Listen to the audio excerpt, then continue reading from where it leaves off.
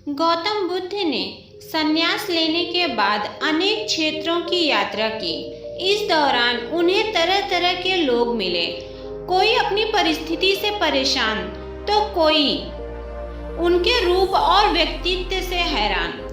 एक बार वह एक गांव पहुंचे।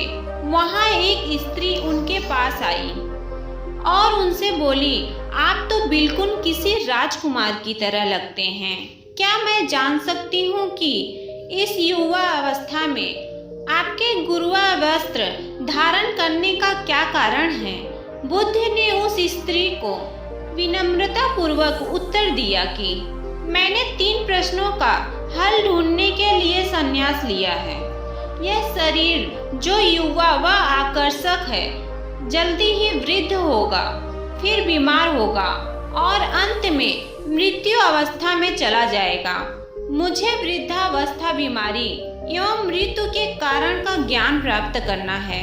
उनकी बातों से प्रभावित होकर उस स्त्री ने उन्हें भोजन के लिए अपने घर आमंत्रित किया, मगर उस स्त्री को गांव वाले बिल्कुल पसंद नहीं करते थे। शीघ्र ही यह बात पूरे गांव में फैल गई।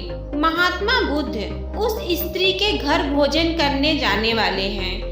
गांव के लोग उनके पास आए और आग्रह किया कि वह उस स्त्री के घर भोजन करने ना जाएं। कारण पूछने पर उन्होंने बताया कि वह स्त्री चरित्रहीन है। बुद्ध ने गांव के मुखिया से पूछा, क्या आप भी मानते हैं कि वह स्त्री चरित्रहीन है? मुखिया ने कहा, मैं शपथ पूर्वक कहता हूँ कि वह स्त्री बुरे चरित्र वाली है। कृपया आप उसके घर न जाएं। बुद्ध ने मुखिया का एक हाथ पकड़ लिया और फिर उससे ताली बजाने के लिए कहा।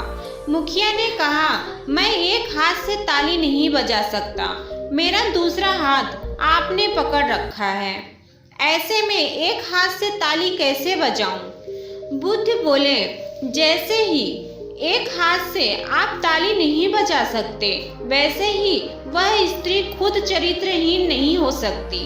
जब तक इस गांव के पुरुष भी चरित्रहीन ना हो, अगर इस गांव के सभी पुरुष अच्छे होते तो वह स्त्री कदापि ऐसी ना होती। उसके ऐसे चरित्र के लिए यहाँ के पुरुष भी जिम्मेदार हैं। यह सुनकर मुखिया और गांव वाले बहुत लज्जित हो गए। आप कमेंट करके हमें ज़रूर बताइएगा कि आप इस कहानी से क्या सीखें।